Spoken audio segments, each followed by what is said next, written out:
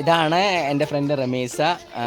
ഒരുപാട് കാലങ്ങൾക്ക് മുമ്പ് റമീസാൻ്റെ വീട്ടിൽ ഞാൻ പോയിരുന്നു റമീസാൻ്റെ ഇൻ്റർവ്യൂ ചെയ്യാൻ വേണ്ടിയിട്ട്. ഇന്ന് വീണ്ടും വി ക്രിയേറ്റേഴ്സിൻ്റെ ഒരു പ്രോഗ്രാമിലാണ് റമീസാനെയും ഫാമിലിനെയും കണ്ടത്. വലിയ സന്തോഷം.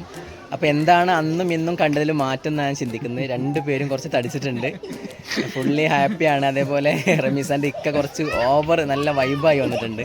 അന്നത്തെക്കാട്ടിലും സംസാരവും കാര്യങ്ങളൊക്കെ ഉണ്ട്. അൽഹംദുലില്ലാ ഒരുപാട് സന്തോഷം. റമീസ, എന്താണ് സാദീന്തിനെ കുറിച്ച് പറയാനുള്ളത്? 2 വാക്ക്. വളരെ നല്ലത്. എന്താ പറയാ, ഞാൻ പിടിച്ചോ.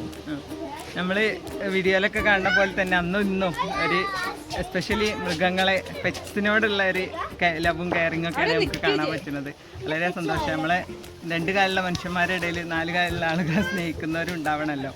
അതിനെ മോട്ടിവേറ്റ് ചെയ്യുന്ന രീതിയിൽ എല്ലാവർക്കും ഇൻസ്പയർ ആയിട്ടുള്ള ഒരു വ്യക്തിത്വമാണ്. സന്തോഷം. ഓക്കെ, 2 വാക്ക് പറയൂ. പിന്നെ സാദിഖാനെ കണ്ടതിൽ ഞാൻ ഒന്നൊരു കളറൊന്ന് വേചിച്ചില്ല, വെളുത്താണ് നമ്മൾ ഒന്ന് ചുള്ളനായി. കാരണം പണ്ട് വീട്ടിൽ വന്നില്ല നിങ്ങള്, അപ്പോൾ വീട്ടിൽ വന്നതിന്റെ ശേഷം ഞാനിപ്പോൾ ഇപ്പോഴാണ് പിന്നെ കാണുന്നത്.